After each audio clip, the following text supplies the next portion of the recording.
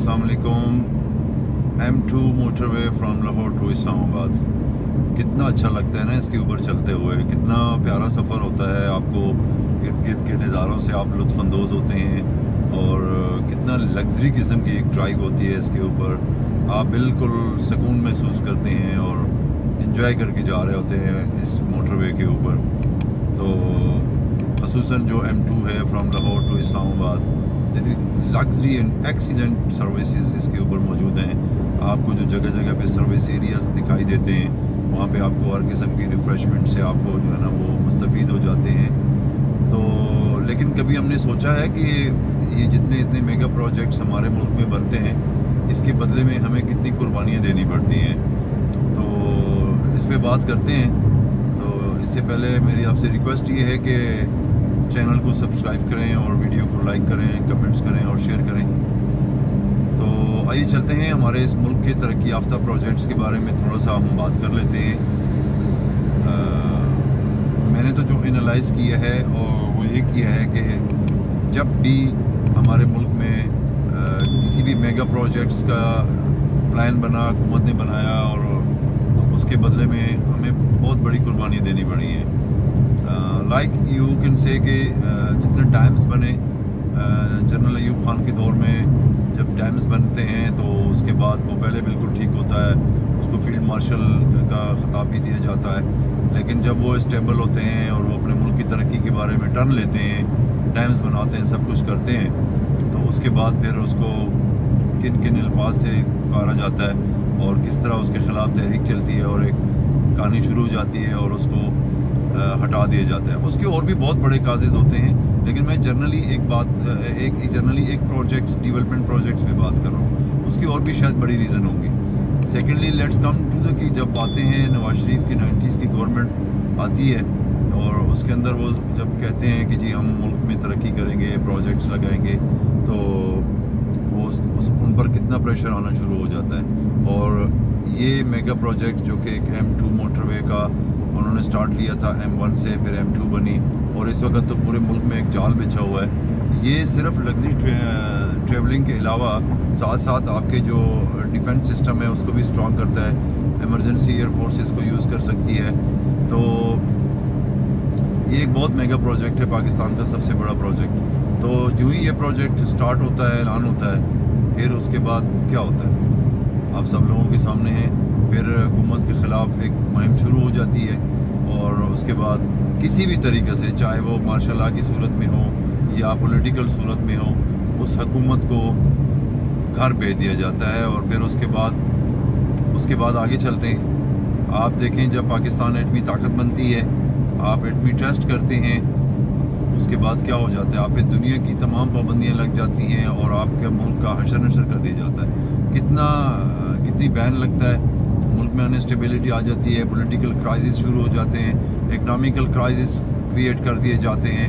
और जब ये सारी चीज़ें क्रिएट हो जाती हैं तो उसके बाद मुल्क में एक दहशतगर्दी की लहर दौड़ती है, जिसमें लॉ इन्फोर्सेस एजेंसीज एंगेज हो जाती हैं और करते करते हमें कितने जो है ना लोगों की जानें को कुर्बानी देनी पड़ती है, कितने लोग शहीद होते हैं। तो कहने का मकसद ये है कि हमें हर एक मेगा प्रोजेक्ट में एक तरक्की पजीर जो हमारे पास प्रोजेक्ट्स हैं, तरक्की याफ्ता प्रोजेक्ट, उनके पीछे एक बहुत बड़ी कुर्बानी का हाथ है।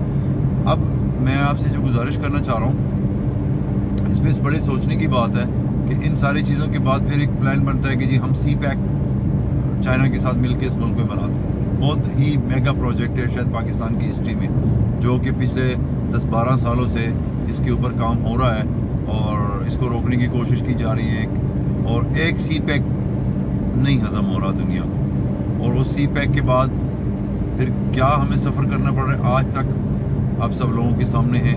CPEC का ऐलान करती है नवाज शरीफ की गवर्नमेंट, जरदारी साहब उसको लाते हैं पीपल्स पार्टी, और उसके बाद जो पॉलिटिकल क्राइसिस स्टार्ट होता है, कहीं धरने हो रहे हैं, कहीं ये हो रहा है, कहीं instability, political crisis, economical crisis जो अभी तक चल रहे हैं, अभी तक हम उसको फेस कर रहे हैं। और उसके बाद उसमें काफ़ी चीज़ें इंजेक्ट कर दी जाती हैं, और चाहे वो मईशी तौर पे हो, चाहे वो टेररिज्म की सूरत में हो, यानी मुल्क में एक अफरा तफरी का आलम शुरू हो जाता है। تو کچھ پروجیکٹس تو اللہ کے حکم سے الحمدللہ کمپلیٹ ہو گئے، جس میں موٹر ویز ہیں اور جس میں آپ کا ایٹمی طاقت ہے، آپ کی اور بھی بڑے ڈیمز ہیں جو بن گئے.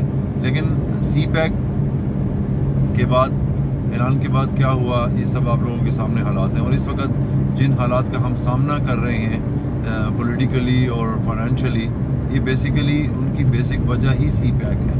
کیونکہ سی پیک کسی کو جو ہے نا وہ ہضم نہیں ہو رہا اور برداشت نہیں ہو رہا. اس کو کینسل کرنے، اس کو روکنے کے لیے، اس میں ڈیلے ٹیکٹکس کے لیے ہر قسم کے حربے استعمال ہو رہے ہیں اس ملک کو ڈی اسٹیبلائز کر کے، اکنامیکلی جو ہے نا اس کو ڈیمیج کر کے.